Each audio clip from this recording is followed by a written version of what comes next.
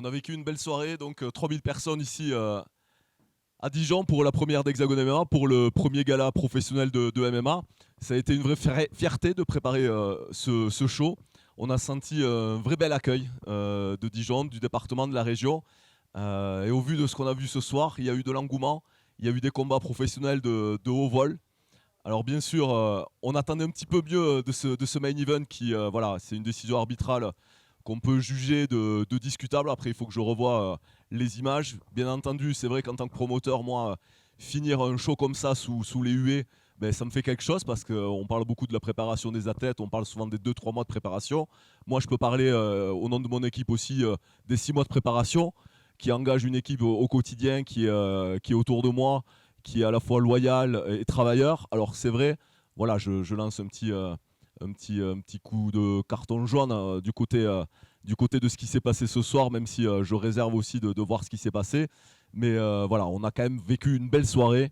On a vu des talents émerger. Je pense à Anas Azizoun, à Tamerlan aussi, le poids lourd 4-0, toujours invaincu.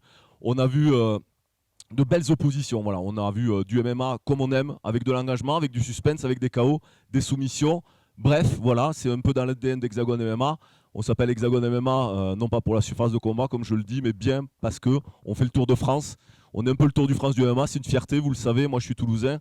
Le MMA, ce n'est pas une cause parisienne, c'est une cause française qui est légalisée depuis 2020. Et voilà, nous on existe depuis 2021. On va produire 12-15 spectacles cette année. Alors je dis spectacle parce que vous l'avez vu dans la foule. On a des familles, on a des enfants, on a des gens qui veulent découvrir le MMA. Le MMA, c'est pour tout le monde. Et c'est aussi ça qu'on propose, c'est du spectacle avec des matchs bien équilibrés. Et voilà, tout pour passer une bonne soirée. Voilà. Alors le prochain événement, ça va être du côté du Futuroscope de Poitiers, le 15 mars. On a annoncé le main event, ça sera Eva Dourte, donc pour la ceinture des moyennes de 52 face à Florani. Florani qui vient de Tahiti, qui a, pour la petite anecdote, démarré sur l'Hexagone MMA 1 du côté de Paris La Défense Arena. Donc c'est un vrai plaisir de la revoir. Je sais qu'elle est sur une belle dynamique, s'est bien entraînée et je peux vous promettre du grand spectacle. On parle aussi de beaucoup de thématiques à Hexagone MMA, dont forcément le MMA féminin. Ça sera un main event féminin. Alors il y a beaucoup de personnes qui me disent vous êtes fous, vous mettez du MMA féminin. Non, c'est bien un choix. Ce n'est pas un choix par défaut, c'est bien un vrai choix. Et on a une vraie fierté de proposer aussi ce match féminin qui sera un très gros match. On va mettre bien entendu l'emphase sur ce combat.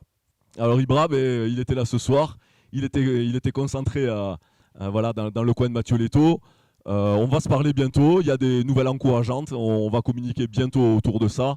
Voilà, je peux vous dire que les plans ont été retardés, mais les plans sont bien là et on va annoncer des choses bientôt.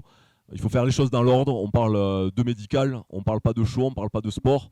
On parle de l'intégrité physique des combattants et pour nous, c'est hyper important.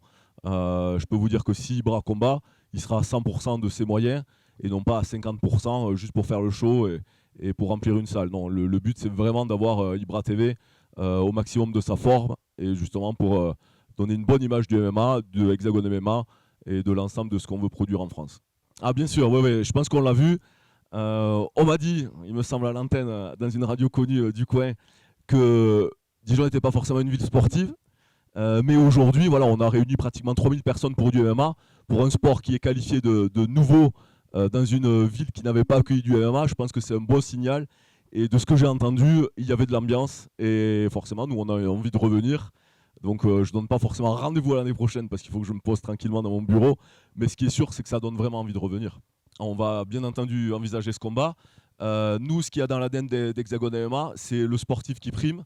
Donc tu l'as vu, ces deux grands combattants. Elder Fernandez, il était face à un très solide Hongrois qui avait vraiment des choses à montrer, notamment au sol. Il a fait un très bon boulot. Elder est passé devant donc à la décision des juges. De l'autre côté, on a vu Anas Azizoun marquer les esprits par la qualité de son pied-point. Donc c'est typiquement le type de match qu'on a envie de voir. Donc bien sûr, nous on n'a qu'un intérêt à Hexagone MMA, c'est le sport. Ils ont délivré ce soir, donc il y a tous les clients qui sont ouverts justement pour délivrer ce combat, effectivement. Alors il y a une date, enfin il y a une idée. On va communiquer bientôt autour de ça. Ce que je sais, c'est que Hexagone MMA travaille main dans la main avec le KSW. Je peux vous annoncer que l'AID sera bientôt actif avec le KSW sans délivrer les plans. Et on travaille donc avec Marius Lewandowski, le boss du KSW, pour faire en sorte que des talents du calibre de Light Zeroni profitent à la fois aux organisations polonaises, mais aussi aux organisations françaises. Et c'est aussi une fierté parce qu'on se dit que eh ben voilà, un combattant, un champion d'Hexagone MMA peut battre un Polonais en 15 secondes. Donc ça dit aussi beaucoup de choses sur le niveau des combattants français, sur le niveau des combattants aussi à Hexagone MMA. Et moi j'étais devant la télé et voilà, Laïd m'a fait décoller.